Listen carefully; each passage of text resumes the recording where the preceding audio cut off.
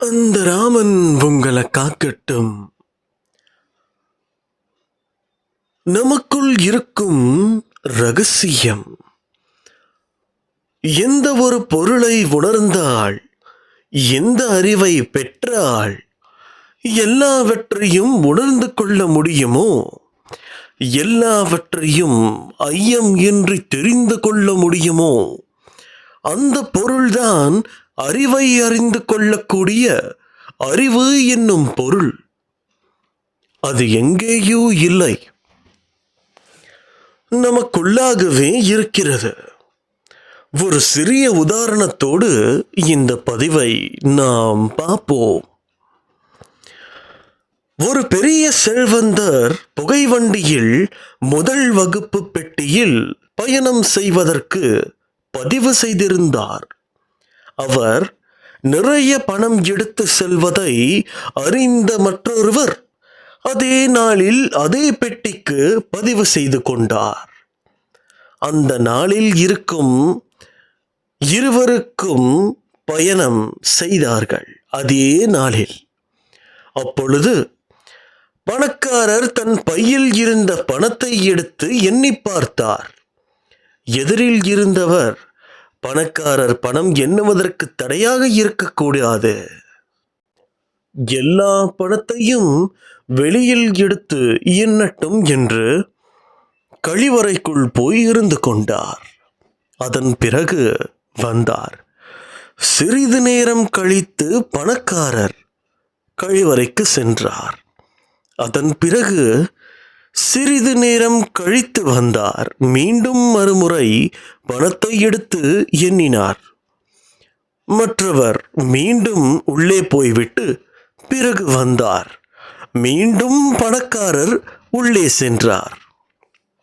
உடனே வெளியில் இருந்தவர் பணக்காரருடைய பணத்தை, பெட்டி, தலையணை மற்றும் அவர்கள் உடைமைகள் அனைத்திலும் தேடினார். அதாவது அவர்களுடைய பெட்டியிலும், தலையணையிலும் மற்றும் அவருடைய உடைமைகளிலும் அவர் தேடத் தொடங்கிவிட்டார். ஆனால் கிடைக்கவே இல்லை. மறுபடியும் பணக்காரர் வெளியே வந்தார். பொழுது விடுகின்ற நேரம், இருவரும் புறப்படும் சமயம். மறுபடியும் பணக்காரர் பணத்தை எடுத்து எண்ணி பார்த்தார். அதற்கு மற்றவர், நீங்கள் பணத்தை எங்கே வைத்திருந்தீர்கள் என்றார். ஏன் கேட்கிறீர்கள் என்றார் பணக்காரர். நீங்கள் 2 தடவை பணத்தை எண்ணியதை நான் பார்த்தேன். உண்மையில் நான் ஒரு திருடன், அதை எடுக்கத்தான் வந்தேன். நீங்கள் உள்ளே போய் இருந்த பொழுது பணத்தை தேடி பார்த்தேன், கிடைக்கவில்லையே என்றார். உன்னை பற்றி எனக்கு நன்றாக தெரியும், நீ திருடன் என்று. அதனால் என் தலையணைக்கு அடியில் வைத்தால் ஆபத்து என்று பணத்தை உன்னுடைய தலையணைக்கு கீழே வைத்திருந்தேன் என்றார் பணக்காரர். அதே போல எல்லாம் வல்ல இறைவன் இரகசியமான பொருட்களை நமக்குள்ளேயே வைத்திருக்கிறான். இறைநிலை, தெய்வத்தை நாடுவதும் தெளிந்திரவில் தேறுவதும் திருநிலையம் மனிதவனின் பிறவி நோக்கம் பயனாம். தெய்வ நிலை தெரிந்து கொண்டேன், திருவருளே நானாக திகழும் அனுபவம் எனக்கு இல்லை என்பார் சிலோர். தெய்வம் என்னும் பாலை பிறை இருட்டு தெரியாக பின் தேடுகிறார் பாலை, அதை காணோம் என்றால் மயக்கே.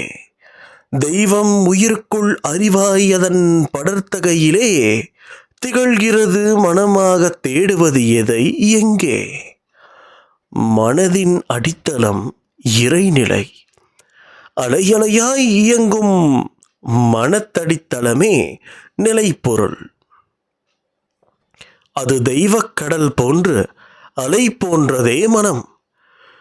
நிலை பொருளாம் இருப்பு சிவம் நித்தியம் என்றாத்திடும் நெடுவேலி உன் அறிவாகும் உனது அலையே மனம் கலையுணர்வானால் மெய்ப்பொருள் காணாங்கான ஒன்றினை கண் காது மூக்கு குணம் உருவம் புகுத்திலேயே சிலையுருவில் காட்டி சொன்ன கதைகளில் மயங்கி நாம் சிக்கியுள்ளவரை உண்மை நிலை விளங்குவது உண்மை. இப்படிப்பட்ட பேரறிவாற்றலின் பிடியில் நம்முடைய உடம்பும் மனதும் மாட்டிக்கொண்டு இருக்கிறது என்பதை உணர்ந்து உங்களுக்கு தேவையான எல்லா விஷயங்களும் உனக்குள்ளேயே இருக்கிறது என்பதை நம்பி உன்னுடைய வாழ்க்கையை நடத்துவாயாக. என் பரிபூரண அன்பும் ஆசீர்வாதமும் அன்பும் பெற்ற என் செல்ல பிள்ளை நீ. இப்படிக்கு உன் சாயப்பா. அல்லாஹ்.